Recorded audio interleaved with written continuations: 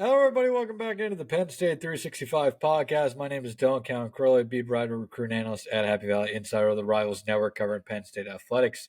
I'm joined by my co-host, as always, colleague Marty Leap and super fan Anthony Hazan. Back to talk about Penn State's 51-15 drubbing of Maryland in College Park. Gentlemen, this is becoming a pattern, I guess you could say, of Penn State going down to College Park and just kind of whipping them Terrapins up and down the field for four quarters. I mean, the Nittany Lions have now made 4 trips to College Park under James Franklin.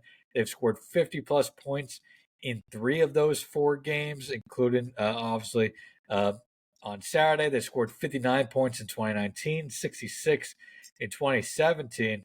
For a Penn State team that was coming off their 2 worst performances of the season against Ohio State and Indiana, this was a much-needed performance for the Nittany Lions, especially offensively, and it's their biggest game of the season on Saturday against Michigan.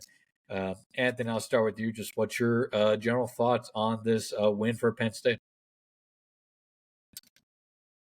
I mean, it has to start with the offense, right? Yeah. Your first thought when I watched the game and I look back at the highlights was this was the first game I really watched all year where the offense clicked. Sure. Like it looked smooth. It was efficient. It moved down the field at times with ease. And they had big plays, and they tried them consistently. They didn't always work, but maybe it was just the way Maryland was playing the defense. They played a lot of cover zero, which left the deep part of the field a little bit more open than Penn State's been used to all year. So that probably played a part in their effectiveness, with the deep ball. But it felt like things maybe, just maybe, are starting to come together offensively. You start with Sure. Drew. Obviously, he looked fantastic. We'll talk about Dante Cephas, I'm sure. He finally had his coming out game, and he looked really good getting 2 touchdowns. Tight ends were involved. The offensive line was great. I mean, the defense did their thing in the front 7. Obviously, we could talk about the secondary. But, Yeah, we'll get there. Of course, you're going to start with the offense in this one. Put up 51 points, obviously 27 points in the fourth quarter. But, man, things finally started to look like they were clicking, and everything was going right. Yeah, and, we'll get to the defensive performance. But despite, Talia Tagovailoa throwing for 286, completing, 75% of his passes, Maryland never was really in this game on Saturday, which is a testament to kind of a bend and don't break type defense that Penn State ran on Saturday. They were willing to give Tagovailoa a lot of, the short and intermediate passes, gave up a few big throws throughout the game, but Maryland couldn't run the ball. They were one-dimensional. The yards were going to eventually stack up. But going back to the offensive side, Marty, thoughts on this Penn State performance offensively? I mean, 404 total yards. Drew has his best game of the year, 25 for 34, 240, and 4 touchdowns. Katron Allen, 14 carries for 91 yards and a touchdown. Drew got it going on the ground, too. 4 carries and 39 yards. And then, of course, the big story of the day probably is Dante Cephas, 6 receptions, 53 yards, and a pair of touchdowns. Both great catches, but both also on terrific throws from Drew. What's your thoughts on this offensive performance? Yeah, I think all 3 of us to some extent were firm believers in the idea that once Drew threw that first interception against Ohio State, maybe the monkey's off the back, and he'll get that kind of, just F it, I'm going to grip it and rip it mentality. Yeah. And we saw that in the final drive against Indiana. We saw that throughout the game against Maryland. I mean, it was by far the best game of his career. That he had a lot of big boy throws. There were multiple throws he made in that game that honestly 50%, if not more, of NFL quarterbacks are not going to make. Yeah. But the second touchdown pass to Dante Cephas, he put that thing in a bucket, man. And the one touchdown to Warren when there was no window and he made a window. It reminded me a lot of the one touchdown pass Christian Hackenberg had in the pinstripe bowl back in the day. But yeah, you saw the arm talent, you saw the ability, and he also he seemed to be processing the game a lot faster this week compared to last couple weeks. It seemed like there was a lot less thinking and more doing. It really did, and it's great to see, especially with what's coming next week. This is the time you want the offense to be peaking. I mean, we'll get into it more later in the show later in the week, but I think this upcoming game on Saturday is the most important game of the James Franklin era. And on top of all of that, like I know I said this on Twitter after the game. I know they've scored 63 twice this year. But when you consider the opponent and the fact it was on the road, this was by far the best offensive performance of the season. Honestly, they could have had a lot more had James Franklin not gone to Bo Prabula as early in the fourth quarter as he did, or even Yeah, had they executed a little bit better once Prabula was in, they could have easily scored north of 60. And, I know you both mentioned, but tip of the cap to Dante Cephas. Everyone's going to look at the yeah, catches, which were tremendous. But man, it was the stuff he did without the ball that was as impressive. His blocking, his route running, multiple times running effective rub routes where he was setting that pick without getting called for offensive pass interference. Opening drive of the game, the third down conversion to Keandre Lambert-Smith happened because Dante Cephas ran a rub route where he set the pick and did it without getting called for OPI. So yeah, big tip of the cap to him. If that was the light going on for Dante Cephas, that changes this offense completely moving forward because that gives you a legitimate wide receiver two option yeah. along with Keandre Lambert Smith. And if you're going to beat Michigan, you're going to need both of them to play the way they did on Saturday. Yeah, Dante Stevens, like I said, 6 receptions, 53 yards, 2 touchdowns, had 7 targets. Keandre Lambert Smith, maybe his best game of the season, even though the yards weren't there. He was consistently getting open. He was when Drew needed a throw in a third down situation, or Penn State needed a big play in the receiving game. It seemed like KLS was getting open throughout the game. He had 12 targets on the day, 8 receptions, 95 yards. Tyler Warren, 4 receptions, 51 yards, and a touchdown. Theo Johnson, 4 receptions for 19 yards and a touchdown.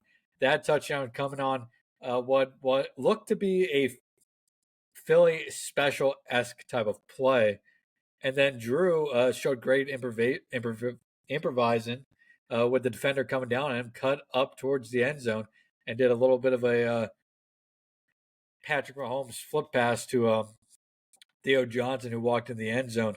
I thought that was one of those plays that for Drew, still a rather young quarterback. That's a great play to see him being able to think that quickly, process the play, cut up field, and then see the open guy. Because a lot of players there may kind of get tunnel vision, not see the open receiver right in front of them. Drew sees Johnson right there, just shoves it off to him, and Johnson can literally walk right into the end zone for the touchdown. Um, Anthony, we've been talking about the wide receiver room for weeks upon weeks upon weeks. It's only really a big addition of one guy to the box score this week in Dante Cephas. But how much does this performance from Cephas, from KLS, give you confidence going into this Michigan game next week? Because Penn State's going to need KLS to step up. They're going to need Dante Cephas to step up. And they're likely going to need to either get Trey Wallace back this week, or have maybe a third wide receiver step up against the Wolverines, of course, with the tight ends as well. Yeah, listen, it was great to see Dante Cephas have that game. It was great to see KLS, continue to put together solid performances. They're going to need those guys this weekend, but you know, I want to wait to see first if it was just a one-off from Cephas Yeah, or if this good is point. something that we can expect moving forward. More of this type of performance because yeah, if it is, then yeah, Penn State finally. Obviously Harrison Wallace was decent for the most part, but now you have two legitimate options at receiver if Yeah. Dante Cephas has finally put it together and the light bulb came on, as Marty said. So, yeah, like it would be wonderful for this Penn State team if that was the case. But I'm not ready to say that just yet. Anybody on that room can have a good day depending on the opponent. So, was that just Cephas stepping up for the day, or is this something that we can expect? Agreed. Notably, we did see a little bit more of Amari Evans and Caden Saunders in this game, partially due to the second team offense getting some run there late. But Evans, I believe, was out there even before late in the game, but he finished with 15 snaps on the day. Caden Saunders had 10. Liam Clifford had 10. Malik Mega even got on the field for a little bit on Saturday. I'm sure we won't see him against Michigan. But Evans and Saunders getting on the field this week, I feel, is notable. We haven't seen much of them in the last few weeks. Now, the one player who did not show up in the snap count this week was Malik McClain after playing quite a bit last week against Indiana. So that mystery continues with McClain, but perhaps Penn State's finally starting to get answers with Dante Cephas. And I fully agree with Marty that Dante Cephas getting going here could drastically change the outlook of this Penn State passing attack going forward. But I also think what can help it a little bit going forward too is, and he's not going to take off a ton. And I don't think Michigan. I think Michigan's athletes are not going to allow him to do it as much or as successfully. But Drew on Saturday showed a few times his ability to get out of the pocket and pick up some valuable yardage with his feet. Um, I think him showing a little bit of a dual threat capability, even though he's not a true dual threat quarterback, is going to, what James talks about. It puts something on tape that opposing defenses have to be aware about. With them being aware about that, that means there's going to be opportunities for other plays to open up, whether that's in the ground game or in the passing game. I think that could be something to watch going forward, just with Drew putting that on tape this week to the success he did. Like I said, 4 carries for 39 yards. I think that is a little bit notable going forward as well. Any thoughts on that or anything else with the offense, gentlemen? Yeah, I do think the Drew running thing is big because we've talked about this year when they try to go RPO stuff, the opposing defenses don't even respect Drew's legs, and Yeah, in this offense, in a James Franklin offense, right or wrong, for it to be fully effective, the quarterback's got to be able to run the ball, and we saw that Saturday. And you don't need Drew. You don't need Drew to be Sean Clifford. You don't need Drew to be Trace McSorley running for 40, 50, 60, 70 yards a game. You just need him. I go back to Dylan, you can relate to this. Bill DeFlippio, when he was with the Eagles and then when he was offense coordinator with the Minnesota Vikings for 1 year for our teams, his big thing was he needs his quarterback to get at least 2 first downs a game with his legs. If Drew can get you 2 first downs a game with his legs, that changes everything with this because it allows you to be more effective in the RPO because the defenses have to respect it. It's going to open up more running lanes. And I will say, I don't think it's a complete coincidence that the first time this year Drew showed the ability to tuck it and run is also the first time this year Penn State, or the closest this year, I should say, Penn State has come to having a 100-yard rusher with what Katron Allen did on Saturday. Agreed. And I think even add on that is Drew, obviously you want your quarterback to protect themselves, and Drew does a good job of avoiding contact. He really does for the most part. But also Drew is a big kid. I mean, he's 6'5", 240 pounds. This is a kid that, he can take a little bit of contact. Now you don't want him, taking huge hits, but he's somebody who can take a little bit of a hit falling forward, could use his strength and his power to get an extra couple yards. And we've seen them use that size to their advantage in 4th and short, 3rd and short situations with the quarterback sneak. I mean, we, as an Eagles fan, obviously we all know the Eagles tush push and how successful that is with Jalen Hurts. I think the Eagles, Penn State can run that, and they have just as successfully just because Drew, I mean, it's like Tom Brady. Tom Brady was so successful with those plays because of how big he was. I think Drew has a chance to be just as successful in that play going forward as well. But also adding his ability for his legs on other rushing potential situations is huge. Anthony, thoughts on any of that?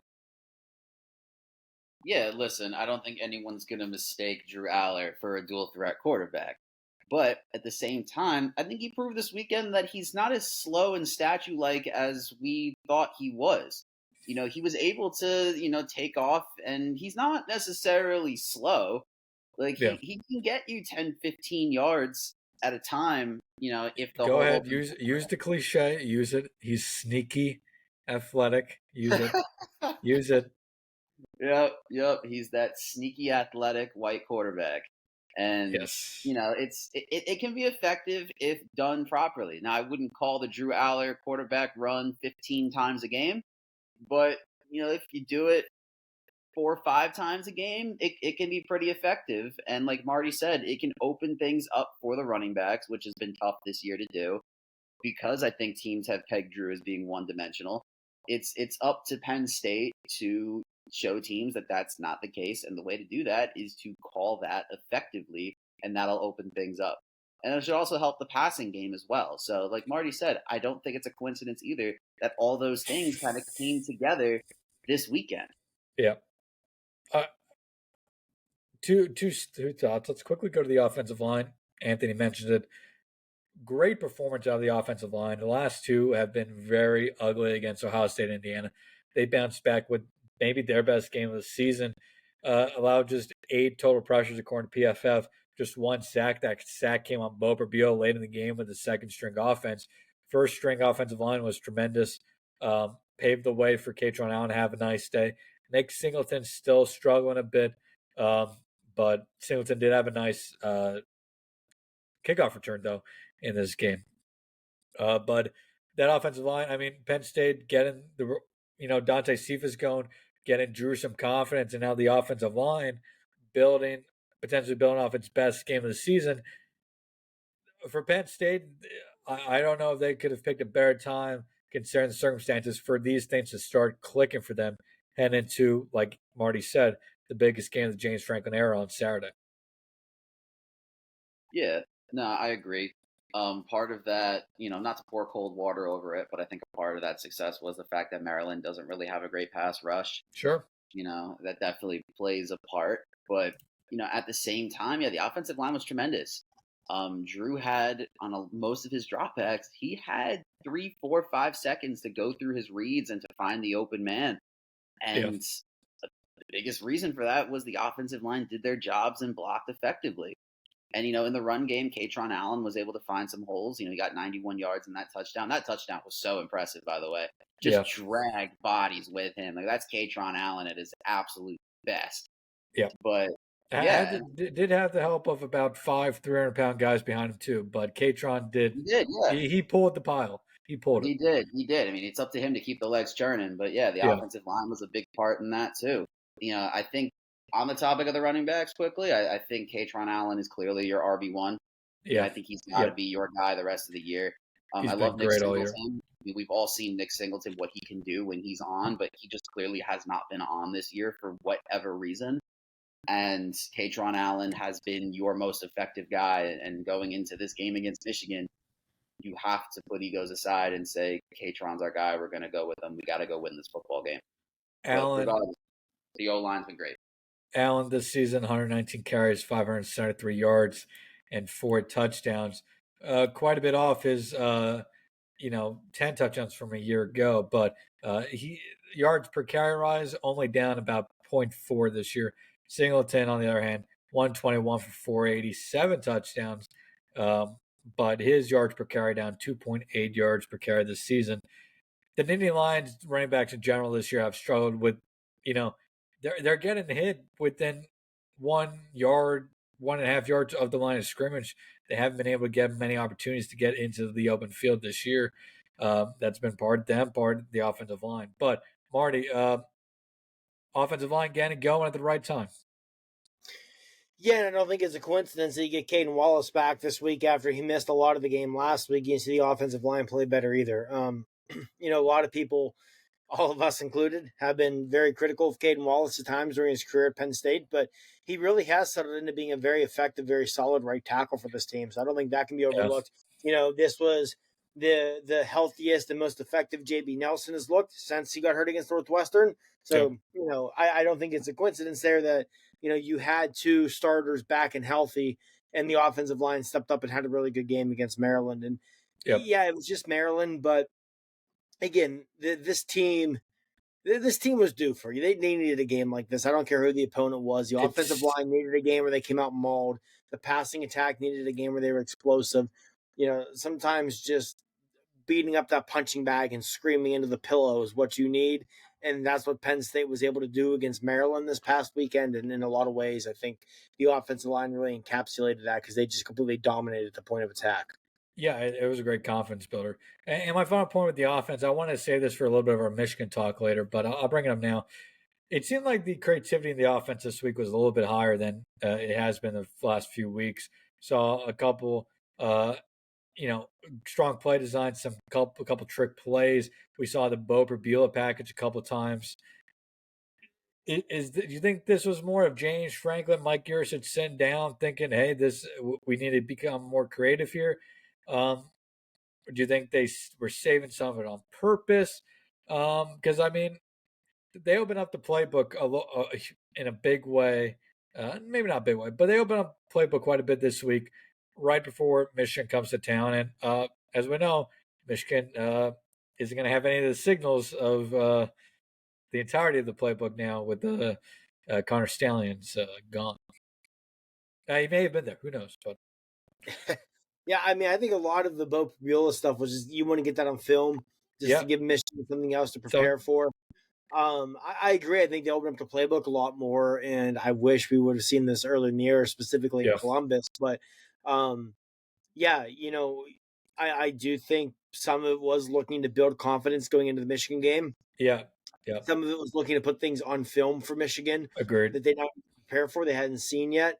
But yeah, it was good to see because, and we had talked about it in the year. One of the things that made this so frustrating was this isn't the offensive coordinator Mike Yurcich had been his entire career. Throughout his career, he was known for being a creative guy, for being a player or being a coordinator, that was going to scheme up explosive plays. It was going to get guys open, put guys in position to succeed. And we hadn't seen that yet this year. And I feel like Saturday we finally saw that. It's almost as if even Drew's interception against Indiana, to an extent, got Mike Yurcich back into gear as a play caller. I don't know. Maybe it did. Hopefully it did. But yeah, I definitely think that it was by far the best game Yurcich has had this season. It might have been one of his best games as Penn State's offensive coordinator. Agreed.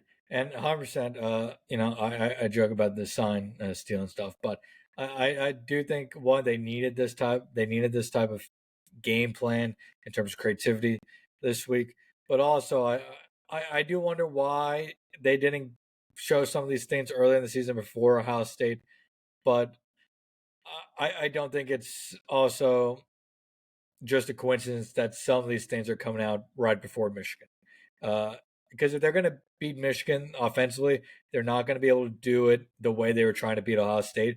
They're going to have to be creative. They're going to have to get some big plays off that creativity, and that's probably their only avenue to a win offensively. So I don't think it's a coincidence in that. Anthony, any thoughts on Mike Yurcich and the offense's creativity this week? And then I guess for either of you, any final thoughts on the offense? Just I think to encapsulate it, great offense performance from top to bottom for Penn State, especially the starters. Drew looked confident. The running backs, K. Darnell looked solid. Dante Cephas stepping up is huge in the offensive line, building some strong confidence going up against a really tough Michigan front seven this weekend. Yeah, no, I mean, for Mike Yurcich, it just felt like the creativity was up, yes, but I think also from the player standpoint, the execution was just up from where it was before. A couple of the play designs, especially on third and fourth down when they needed to get it, were fantastic. That fourth down throw to Tyler Warren comes to mind. That throw that Dinkins was wide open also comes to mind. Those are just great play calls where the offensive line did their job. Drew had time. And I think Marty said it. I literally did it myself. Like, we all saw Dinkins just streaking wide open, and we all just yelled at our TV, "Hit Dinkins, he's there!" And thankfully Drew had time to see it, and it went for 20 yards. So, I think Yurcich did a tremendous job of opening things up and trusting Drew. Drew did a tremendous job of going through his reads and being a lot smoother. And it just felt like we finally saw the Drew that we've been waiting to see all year. He was free. He was easy. He just made it look like he was having fun out there, and he was just being his natural quarterback self and wasn't thinking. We joked about that interception. We joked about it being maybe something that was on his mind, and once he threw that interception, his whole world would open up. But who knows? Maybe it actually was the case. Maybe he was fixating on that interception number, and that was causing him to be more conservative. And now that he threw it, he's just it's felt like a monkey has been lifted off his back. Who knows? Agreed. The human mind is a weird thing, guys. It really is. But Yeah, great job this week for Yurcich. I think he, had a bounce back performance after two. I mean, it's been a lackluster season for Yurcich in terms of play calling. Yeah, It it's just been a really hasn't. disappointing season. Yeah, it just really hasn't come to the forefront until the last 2 weeks. But I think he definitely showed that, hey, like, he can call a good game. He can be creative. It's just, can he do it consistently now? Is he gonna let Drew, be Drew? And if he makes a mistake, oh well, we got the defense to back it up and make it a non-issue. So screw it, let's just play our game. That's the mindset I think they need to have moving forward. And hopefully going into Michigan, they don't clam up again because they think they need to be conservative to try to hold the lead. Just play your game. And if you play like this and you still lose, then you know what? Michigan was just a better team. Just go out there and do your thing. Agree. Great points, Marty. Quickly, what's your final thoughts on the offense, and we'll go to the defense, where we'll talk a little bit about the good, but probably a lot more about the secondary. No, I just agree with I think everything Anthony said. It was good to see the creativity. It was good to see the better play calling.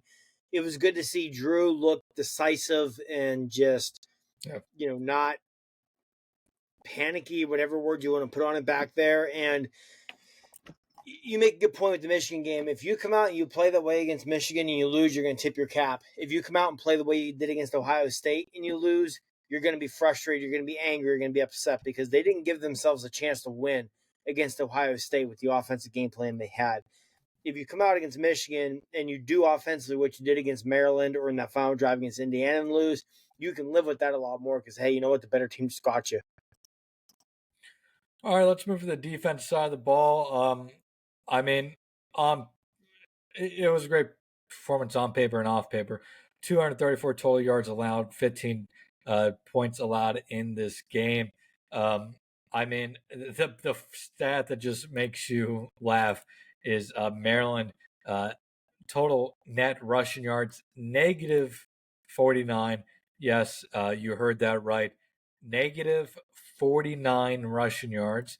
Now, that was all because of Penn State's pass rush, which was tremendous throughout the day. 6 sacks for negative 47 yards. But, I mean, the Maryland rushing attack didn't have any success even without those.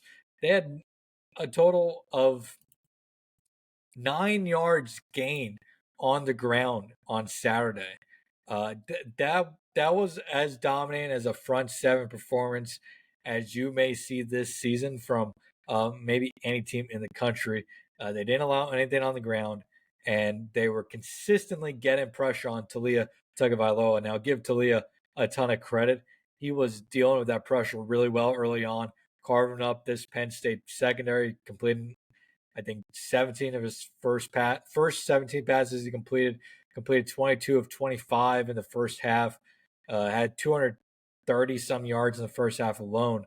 But I think Penn State was well content with giving up 5 to 10 yard passes quite consistently. There were some big plays that they allowed throughout the game, but I guess first of all, Penn State's run defense. Can't just say enough good things about what it has been so far this year for the Nittany Lions.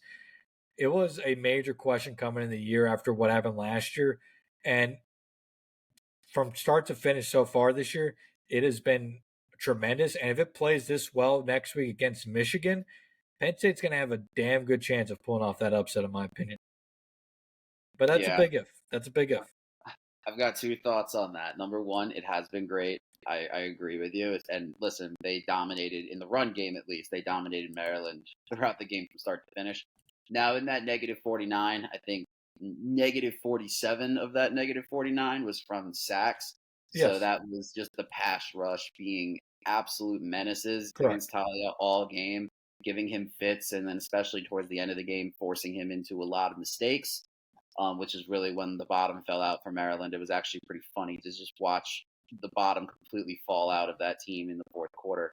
But the second part of that is the my evaluation of this run defense really comes down to the Michigan game, because obviously that's where all the Yeah, question marks stemmed from last year. and all the the cries about how this run defense was so bad was how badly they got diced in that Michigan 400 game. yards allowed. Yes, if they come out and Michigan comes out and runs for 5 yards a pop, 5, 6 yards, whatever, against Penn State, then those same questions are going to come flooding back. But if Penn State holds Edwards and Corum to respectable numbers, and I think that's when people are going to say, "Oh yeah, this run defense really did improve and really was significantly better this year." So it's been good, but I'm going to hold all judgment until the Michigan game because that's really going to tell me just how good this run defense actually is. Yeah, and I think that's completely fair.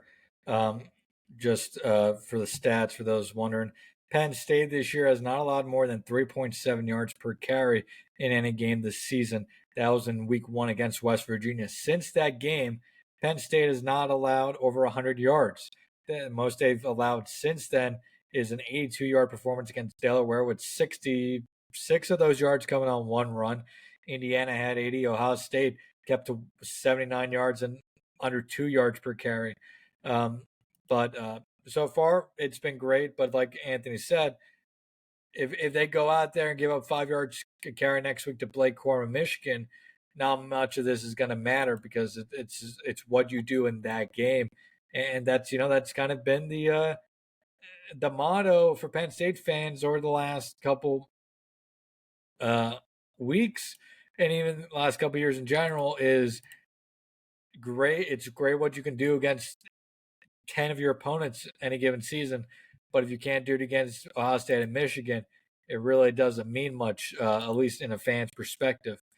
James Franklin now, he kind of fought back against that this week in his post game, saying, he walks into these post game press conferences and it doesn't feel like they've just come off a win. He wants to be able to enjoy that a win because winning in college football is not easy. Winning on the road in college football is not easy. And let's be honest, Penn State, outside of the 2020 season, since 2016, yes, they struggled in 2021 as well, but for the most part, since 2016, Penn State has legitimately, as Marty said in the past, been one of those top 10% teams in college football, top 5% teams. But there's a 5% that is still better than Penn State, and that's the hump Penn State can't get over. But Marty, thoughts on the positives of the defense performance against Maryland, the pass rush, big day for a ton of guys on that pass rush here. Looking at it, Abdul Carter had a sack, Isaac had a sack, Johnny Dixon had a sack, Keon Wiley had a sack, Tony Rojas. I mean, we got to talk about Tony Rojas, an interception and a strip sack in the fourth quarter. A huge performance out of him. Hakeem Beeman had a sack. Penn State had 12 TFLs in this game. Just what are your thoughts on the positives for this game? Yeah, the defensive line, first and foremost, the defensive line was absolutely dominant in this game. You would have never known Chop Robinson wasn't playing with the way the defensive line dominated it. You mentioned Adiza Isaac. I thought tonight Dennis Sutton had another tremendous game. Jamil Lyons did some nice things. Zane Durant has really quietly become a really damn good defensive tackle. We saw Jordan Vandenberg, who has not played much this year, flash and do some nice things. Devon Ellies and Kazai Izzard on that first drive blew up that 4th-and-1 run attempt, and that was just a sign of things to come. I thought I honestly, even when Tolia was 17 of 17, like the secondary wasn't playing that poorly. No. He was taking those short completions, and Penn State, to their credit, was wrapping up and tackling well, and that's why he was 17 of 17 at Penn State. The only reason they weren't up by 3 scores is because of that roughing the kicker penalty on Liam Clifford. I thought as a whole the defense played extremely well. Abdul Carter, best game of the year. Best game of the year by far, in my opinion. I thought that was the closest to 2022 Abdul Carter we've seen all year. So hopefully that's the start of Carter taking off and finishing the season on a high note. I mean, not that he's played poorly this year or anything, but definitely his best game of the season. Keon Wiley, another one. It's going to fly under the radar because as you mentioned Tony Rojas, and he's going to be the young linebacker people are going to talk about, and rightfully so. But Keon Wiley had a really nice game. You mentioned the sack. there was an intentional grounding that was called on Talia Tagovailoa that was caused by a pressure from Keon Wiley. And I Yep. also noticed, like, it was, I think, like second quarter, and Wiley was out there. Yeah. So you can see the staff's confidence in him growing. You can see him climbing that ladder in the eyes of the coaching staff, which is good for next year and beyond. Yeah. Because, you go back to when Keon Wiley was in high school, and obviously the big fish that year in Philadelphia was Nye White. But I remember there being multiple people who were very, tuned in to the Philadelphia high school football circuit saying that the best football player in Philadelphia that year was Keon Wiley. So, yeah, Yeah. it's good to see Wiley, who has, when he's played this year, you've noticed him. You've Yeah. noticed him in a good way. So, really nice game by him. Like I said, I wanted to make sure to mention Keon Wiley because No. rightly so, Tony Rojas is going to get the recognition because Tony Rojas showed why he was a borderline 5-star kid in this game. Yeah. I think Rojas is the next great one here at linebacker. But yeah, really nice game by Keon Wiley. Just in general, I thought the linebackers were great. Kobe King had a good game too. Dom DeLuca continues to do good things. This Yeah. linebacker room is really damn good and is going to be really good for quite a while. Even after you lose Curtis Jacobs this year, that linebacker room is still going to be really, really good moving forward. Talk about Dom DeLuca. What did I call him a couple of weeks ago or this season? Mr. Opportunity. Anytime that kid gets an opportunity to make a play on the field, he shows up and makes a freaking play. This week, another interception for him. His second of the season. He has 4 turnovers this year. He's barely played a third of it feels like of what everybody else has played. Yet he's one of the more impactful guys on that defense. He's kind of a secret weapon, and this season for Penn State. Anthony, thoughts? Dare we say Dom DeLuca is a sneaky good athlete? Sneaky good athlete. Yeah, I mean, played quarterback in high school. We all know what the code word is for sneaky good athlete. But, Dom DeLuca's been tremendous. I did not have Dom DeLuca on my bingo card for being one of the better, linebackers on this team in terms of, finding the football and making plays consistently, especially in the turnover department. He might have he probably doesn't have the most turnovers, but he's probably top 3 in terms of most turnovers on this team right now. I mean, 4 is quite a bit, and it's been the way with the defense all year, and it's why nobody has really impressive stats. This has just been such a whole defensive effort for Penn State this season so far. Yeah. It's everybody making plays. I'm gonna check that out, but continue your thoughts. Yeah, no, stick with the linebacker since that's what you guys were talking about. Tony Rojas in that fourth quarter. Obviously, Maryland had already given up at that point, but that doesn't change the fact that he was absolutely tremendous. Strip sack and the interception. I mean, he flashed why he was so coveted in that 2023 class as somebody who loves recruiting and follows it. He was probably a top 3 target of any position in that cycle for Penn State. They wanted him badly, and for good reason. He's probably the next great one. Keon Wiley, like you said, I couldn't agree more. He was a guy when he came in, I had also read those same things that Marty was talking about, that, Keon Wiley was very highly thought of in the Philadelphia area, and many people, including myself, thought he was a very underrated prospect. I thought Penn State might have found themselves a gem if he developed properly, and it seems like he's on the right track. So with those 2 guys, DeLuca, you'll have Abdul Carter back next year. Hopefully he, gets back to his freshman year form, because he's definitely been a little off this year, but he hasn't been bad. He just hasn't been game wrecking on a consistent basis like you hoped he would. Yeah. But you'll have him back next year. Kobe King will be back. We'll see if a guy like Tamir Robinson can develop a little bit. That linebacker room is going to be completely fine moving forward, and will continue to be a strength of this team, which is great considering last year it was considered to be a weakness before Abdul Carter emerged. Yeah, 100%. He didn't record a sack this week, but he had another solid game, got quite a bit of pressure on the quarterback. Denied Dennis Sutton. He had that not game winning, but game sealing play against Indiana. Comes back this week, gets 3 hurries on Talia Tagovailoa. I think we're watching Denied Dennis Sutton turn into that next level defensive end for Penn State. He may not hit it this season, But I think next year we're talking about a kid who is going to have potential to be all Big Ten caliber defensive end, and maybe even an All American caliber defensive end.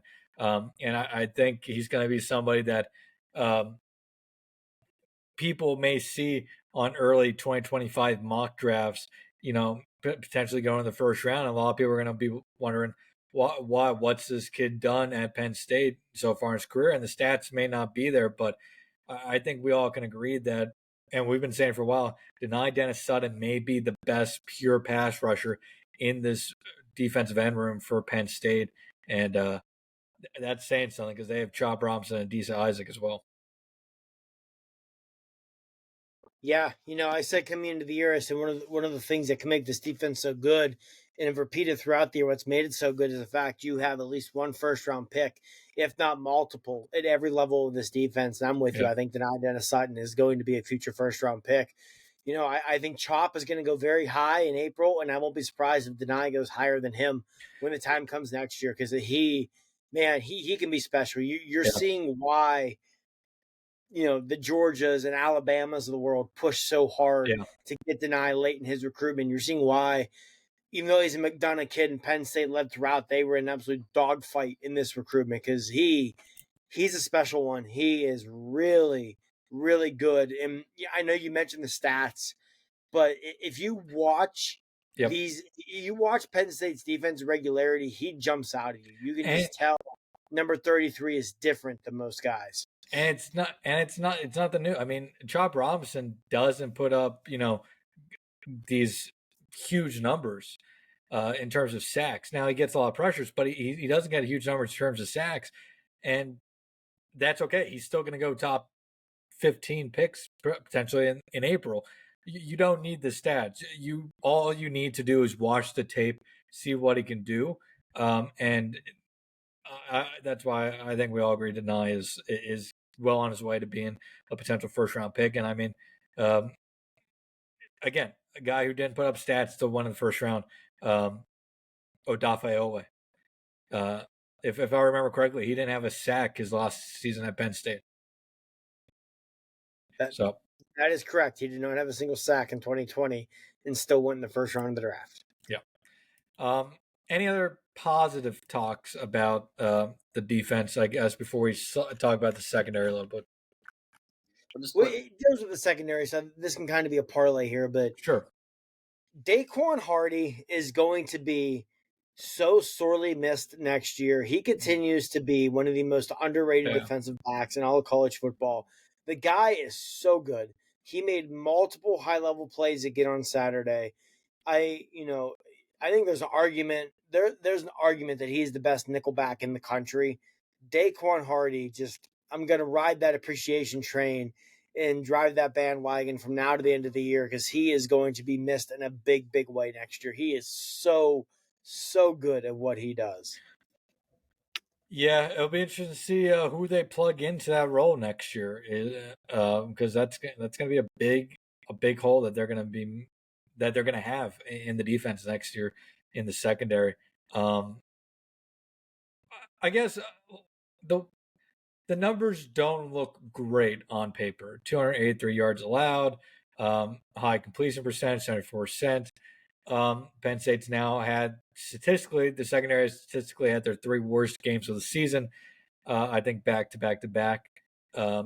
Any concerns going into next week for you guys against this Michigan team? Because I mean, you look at Michigan's numbers the last few weeks. It's not been the run game that's beaten opposing teams. It's been JJ McCarthy and his arm. You look at it here, and I guess we could kind of use this to talk about Michigan as well. But last three games, Michigan has averaged 3.9, 3.5, 3.2 yards per carry. But JJ McCarthy has been in those three games 19 for 22 for 244 and 4 touchdowns, 28 for 35, 257, 4 touchdowns, and then 24 for 37 and 335, no touchdowns.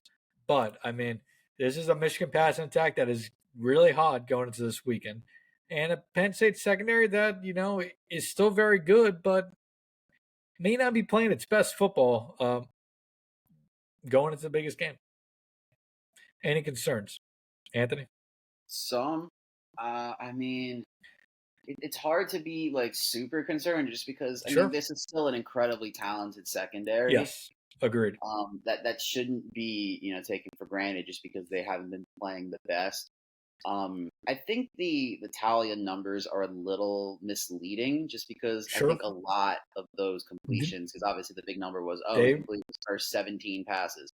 A lot of those yes. completions were underneath routes. They were quick Yes. passes to Yes. try to keep the pressure because Talia was under pressure all game long and he didn't And have enough time with his offensive line, which we talked about with Maryland. Their offensive line yeah. is not good. And Yeah. it was very similar to last year where Talia did not have the time to scan the field and let guys get open deep. So he had to throw underneath, and they were able to And exploit that. Maryland was forced to go one dimensional within the first few minutes of the game. I mean, I forget who was on the call, uh, who the analyst was on Saturday. But was it Brock Heward? I Brock forget. Heward, yeah, Brock Heward on Saturday within the first few Receiver, minutes, yeah. said that Maryland's going to have to abandon the run game because they're not going to have any success, and they didn't. Just 9 yards gained on the ground on throughout the day. Um, um, but yeah, I agree with you, Anthony. And I think I said at the top, Penn State in this game was very much comfortable with kind of a bend, don't break style of defense in the passing attack. They were going to allow a lot of short yardage situations. They weren't going to try and allow Maryland to beat them deep. Now, Maryland did have some big passing plays. They had receptions of 30, 28, 20, 20, 30 yards. I mean, that's five plays of 20 plus yards allowed in the passing game, which, you combine it with some of the plays in Ohio State, you combine with the two big touchdowns against Indiana, not great numbers, but it's also one of those things where it's kind of hard to judge in a game where Maryland was so one dimensional to begin with until he's a very good quarterback. I mean, he's a kid who I think is going to go on and have a lengthy career in the NFL as a backup quarterback. He's a decent quarterback. He'll be a decent NFL quarterback. But I think he's the best quarterback they've faced this year so far as well. I mean, he was Yeah, making a lot of strong throws on Saturday, too. yeah, and that what you're saying is kind of blending into what my next point was going to be. With my biggest concern in the Maryland game, at least, was the conversions that they had on third and long, Yeah. and talked about how they had those big completions and I don't know what I know. Penn State is pretty solid when it comes to third down stops in Yep. general. I think on the broadcast I said they're like fourth or fifth in the country, which is obviously spectacular. I would love to know what their numbers are on like 3rd and 8 and greater because it feels like they give up those second and longs, third and longs way more than they should. Correct me if I'm off there. Maybe that's just like every team does that, but I feel like I see it consistently at least 2 or 3 times a game where Penn State has, a third and long, a second and long, and the opposing offense is getting 12, 13 yards on a The given play. the second and long numbers would be hard to find. Third and long numbers, I'll be interested to actually go back and look at after the podcast this week. Third and long, which Stat Broadcast does as 3rd and 9 or longer.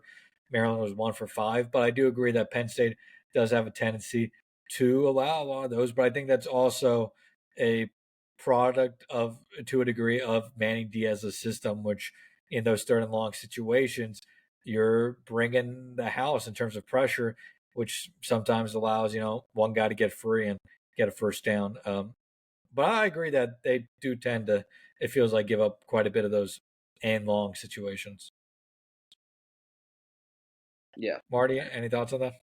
No, I think you hit it, Dylan. It's just the aggressive style of defense Manny Diaz runs. It's going to make you more susceptible to those things.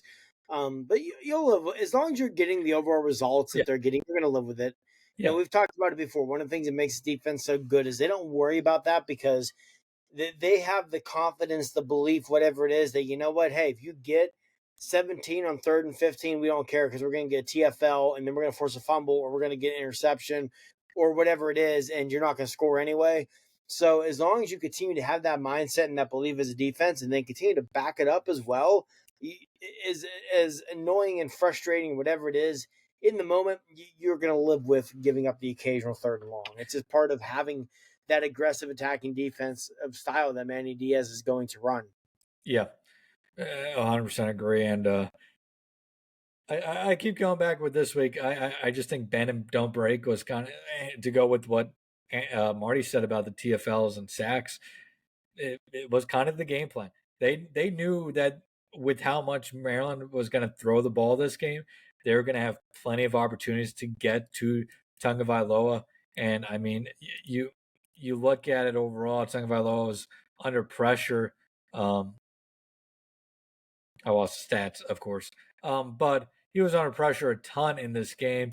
Had sacked 6 times, pressured probably 12, 14 times in the game at least. I'll find the numbers in a second, but they were very content giving up a yardage here and there because at the end of the day, they knew they were going to get those big stops when needed. I mean, you look at it, Tagovailoa had 230 yards in the first half alone. Maryland was down 21-7. Most teams, if their quarterback is throwing 230 yards in the first half, would expect to be, winning, or if they're losing within a score or winning, not down 14 points going to half. Yeah, no, I agree. That's why I said it was a very deceiving stat line because it got him nowhere. And I honestly feel bad for Talia because I actually do think, like you said, he's a good quarterback. Yep. I really think that if he was on a better team, he would actually be considered one of the better quarterbacks in the country. It's just he plays for Maryland, and even though he has good receivers, he has no offensive line, and the run game is spotty at times. And if you put him on Alabama, if he doesn't leave Alabama, he's Alabama's starting quarterback this year. I think Alabama's undefeated and maybe the favorite to win the national championship. Yeah, I agree. But I mean, he should have left when he had the chance, in my opinion. But yeah, no, neither here no, nor there. yeah, I'm not dogging him for that, but I think he's that caliber quarterback. Is he an elite quarterback? No, but I think he's a good quarterback and one who, on a team like Alabama, could probably win you a national championship. Yeah, I agree. All right. Any other thoughts on the secondary or defense as a whole in this game, gentlemen? Only thing I'll add on the secondary is KJ Winston had another tremendous game, and he just continues to develop into being one of the absolute best safeties in the Big Ten. What a just absolute stud he is becoming and will continue to be and develop into for Penn State. Great. And Jalen Reed as well. I mean, Jalen Reed has been very good this year as well. Again, not a flashy player, but just so fundamentally sound. He had a big he was big early on in I think that fourth down stop as well for Penn State in the first quarter. I mean, just a very good player. And two young guys that we talked about that are really flashing and seem to be getting better and better each week they play. King Mack and Zion Tracy. I mean, they're going to be good. Those two have been really impressive as true freshmen this year. Penn State may have two very special talents right there in those two. And I want to make one more point just real quick about the defensive line. Adiza Isaac, what a tremendous decision he made coming back to school last year. Yeah. He made himself a ton of money this year. He was fantastic. Again, this weekend, he had a sack, a bunch of quarterback hurries. He was phenomenal. I mean, he went from being a guy that might not have gotten drafted last year to a guy that's probably going to be a day 2 pick. I mean, tremendous. Oh, 100% agree with you there. All right. Well, I guess I was going to add one last thing. I think I kind of forgot about it, but I'm sure if I remember, I'll bring it up next episode. But let's kind of turn our attention to looking forward to this weekend's game against Michigan. We won't go too long here. Just quick general thoughts here. Try to wrap this up in the next 5 minutes. Penn State is a touchdown underdog on Saturday to Michigan. The game is on Fox, big noon kickoff. Big noon kickoff show will be live from Happy Valley before the game. I guess quick thoughts on this one, guys. Penn State, it's hard to pick against Michigan right now. I think Penn State has some things going for them, but I think we need to talk about the elephant in the room. Is Jim Harbaugh going to be coaching the Wolverines come Saturday? A lot of the intel you see going around the rumor boards right now leans towards no, that a suspension could be coming. I am personally in the belief system of I'm just going to wait and see, and I'll believe it when I see it. This is such an unprecedented case that this decision of what happens with Jim Harbaugh is going to set the precedence, and that's important because guess what? Michigan's not the only people doing this. There's other schools out there doing this. There's other schools that will be caught. How the Big Ten handles this is going to determine how everybody else handles this going forward. If Jim Harbaugh is not on Michigan's sideline on Saturday, how much does that help Penn State in your guys' opinion? Obviously, Michigan has a very good coaching staff. Do you think Jim Harbaugh's presence could be a game-changing factor on Saturday? Marty, I'll start with you. Yeah, it certainly seems that Jim Harbaugh is probably not going to be coaching this team on Saturday, which is a huge game changer.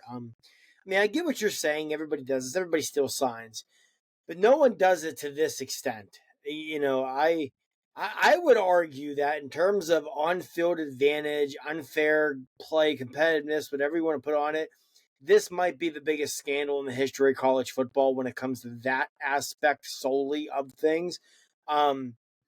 Yeah, I fully expect Harbaugh to get suspended at some point this week by the Big Ten. It seems like the Big Ten gave Michigan every opportunity to try and handle this themselves, and Michigan instead decided to flip them the bird, and the Big Ten's probably going to step in and take care of this. I think that can make a big difference.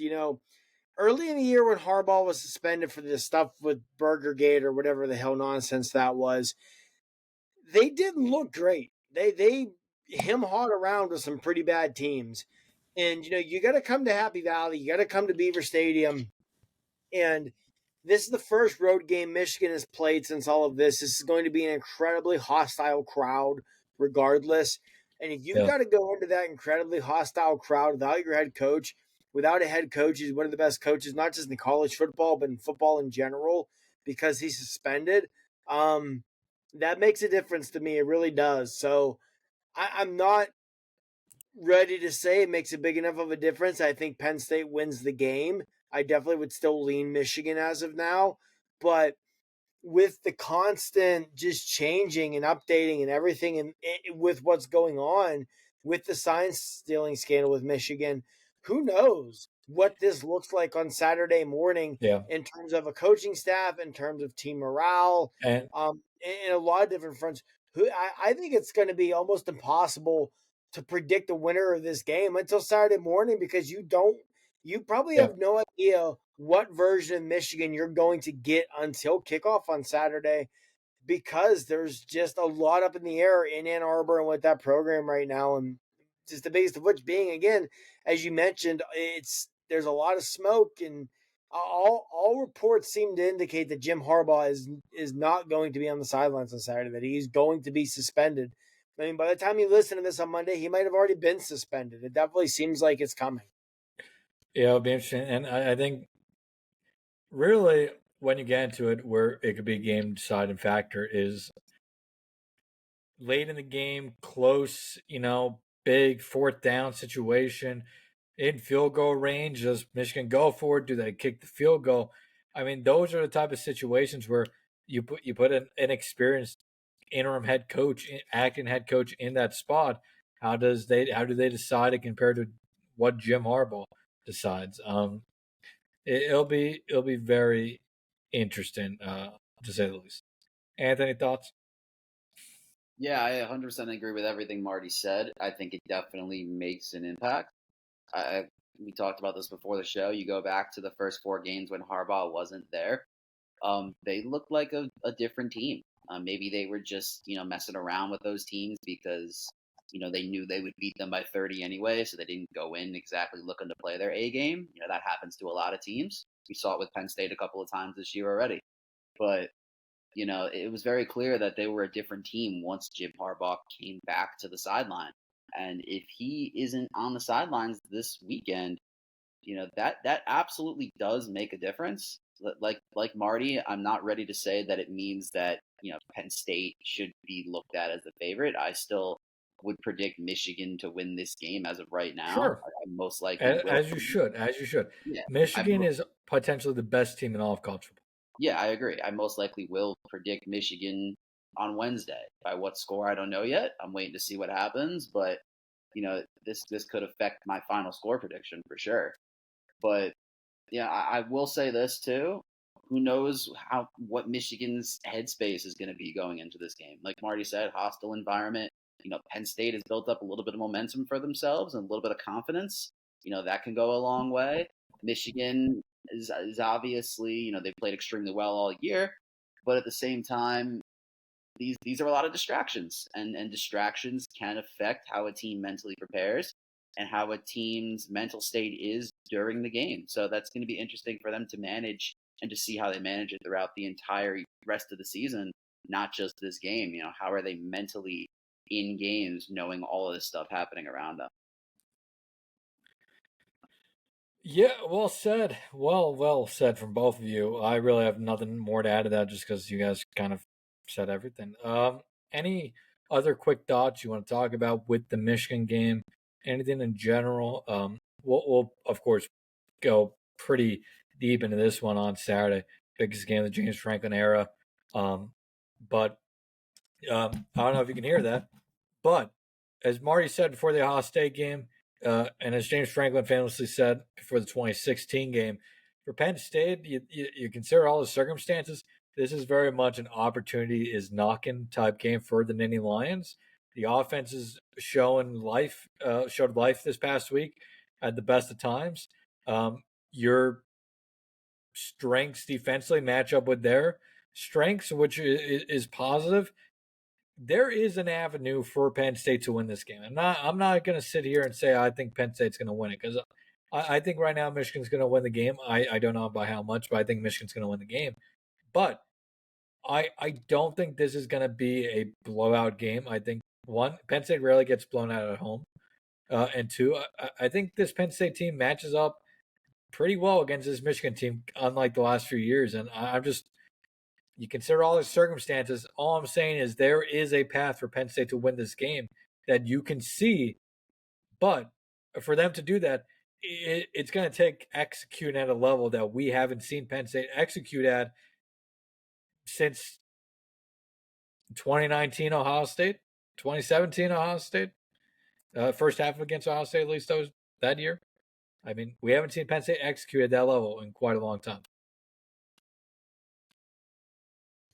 Yeah, you're not wrong. They're gonna have to come out and play really good football on Saturday. I think defensively they'll be okay. Yeah. If as long as they don't get torched for 400 yards on the ground again. Yeah, and it's kind of crazy how whenever an offense knows exactly what's coming from your defense, how they can do that, right? But no, I will say too that I'm not worried about the defense necessarily. I think my concern, again, we'll get into this later in the week. My biggest concern would be if you have an offensive performance similar to what you did in Columbus, offense causes the defense to get worn down, causes the game to get out of hand late. That said, I know I mentioned this earlier, you've got to attack this game offensively similar to what you did this past weekend. You can't have the same game plan, mindset, whatever it is you had against Ohio State. Because if you do, you're going to get your teeth kicked in. Everything has to be on the table. You cannot. What they cannot try to do is beat Michigan by playing Michigan football. They tried to beat Ohio State playing Michigan football and it didn't work. You're certainly not going to beat Michigan playing Michigan football. What the best thing Penn State could do is play what under James Franklin has historically been Penn State football. Yeah, if they do that's shown to beat Michigan in the past. Yeah, just play. This team has the talent to beat Michigan, but they can't try to beat Michigan by playing Michigan football. Last thing I'll say, and then Anthony goes, sorry to cut you off because you mentioned them beating Michigan in the past. We'll get in here. James's first 2 years at Penn State, you can throw those out the window for a million reasons because of sanctions and the roster and everything. The last 2 years, it's very clear there's been a lot of nefarious things going on with Michigan. In between those 2 years, James Franklin is 3-2 against Michigan. He won 3 of 4 in 2017 through 2020. Like you said, Dylan, that brand of football has led to a lot of success for James Franklin against Michigan when the two teams have been on level footing. When Penn State's roster has been wrecked by sanctions, when Michigan was very clearly and very obviously cheating, things didn't go well. But when the programs have been on level footing, James Franklin has been better against Jim Harbaugh than Jim Harbaugh has been against James Franklin. And I think that is something that, really does need to be considered going into Saturday. Also, and then I'll let Anthony go. 2 years ago, 2021, Penn State was a missed tackle away from beating Michigan at Beaver Stadium. Yeah. Or converting that strip sack into a touchdown instead of a field goal. Like, that was a game Penn State honestly should have won. Yep. Yeah, I shouldn't even say missed tackle because it was who got ran into in the middle of the field? I don't know. I just know it was Kalen King that ran into him. It was Kalen King. Yeah, it was Kalen King. Yeah, but yeah, Kalen King basically picked his own guy. Kalen King redemption arc potentially this week against Michigan. It's on the watch. He's struggled the last few weeks. He's responsible for the game-winning touchdown a couple years ago. If Kalen King wants to show he's a first-round pick, this would be a great week to do it. Anthony. It would. Yeah. I mean, not much more to add. You guys pretty much said it as well as it can be said. Just if you're Penn State, just play your game. Just play like you did against Maryland this weekend. Let Drew go out there. If Drew goes out there and makes mistakes, so be it. If you play your game and Michigan's just better than you, so be it. I can live with that. Yep. I really can. At this point, it's do or die for your season in terms of your goals and where you want to go of making the college football playoff. Play like it. Play like your hair is on fire. Play like this is your national championship. If you do that and you lose, I can live with that result. If you clam up and you play like you did against Ohio State and you lose because you just tried to be conservative and hope you didn't make mistakes, that I can't live with personally. And I know a lot of fans would feel the same way. So yep. Yeah, I think you have to be willing to empty the playbook offensively against Michigan this week, and defensively, I think they just have to play their brand of football defensively, do what they've been doing all season, and I think they'll be able to slow down this Michigan offense. I really do. I think this Michigan offense is a very good offense, but I think there's a couple teams in the country that can slow down Michigan quite a bit, and I think Penn State's one of those teams. If Penn State's defense shows up on Saturday, the offense is going to have plenty of opportunities to win this game. Yeah, without a doubt. All right. Any final thoughts? Final thoughts. All right. Well, then let's wrap it up. Thank you, everybody, for listening to another episode of the Penn State 365 podcast. My name is Stone Count Curley. They are Marty Leap and Anthony Hazan. We'll be back at it later this week to talk Penn State and Michigan in depth. Until then, thank you for listening. Enjoy your week. Be sure to listen to James Franklin's press conference, which we'll post tomorrow evening. His press conference is now being moved from Tuesday afternoons to Monday afternoons. Be sure to subscribe to us on Twitter, YouTube, follow us on Facebook and Instagram. Go over to Happy Valley Insider, sign up over there today, get a free 30-day trial. And of course, great weekend to do that. It's a great week to do that. It's a major recruiting weekend for Penn State. You have an Andrew Dennis official visit on tap. You have prospects such as 2025 quarterback Ryan Montgomery, who's going to be on campus. Quincy Porter, another 2025 prospect out of New Jersey, going to be on campus. Jameer Joseph out of New Jersey will be on campus. The list is going to be quite huge for this one. It's going to be a good one in Happy Valley on Saturday. Both, I think, on the field, we're in for a great game, but also a great recruiting list. So be sure to go over to Happy Valley Insider, sign up today.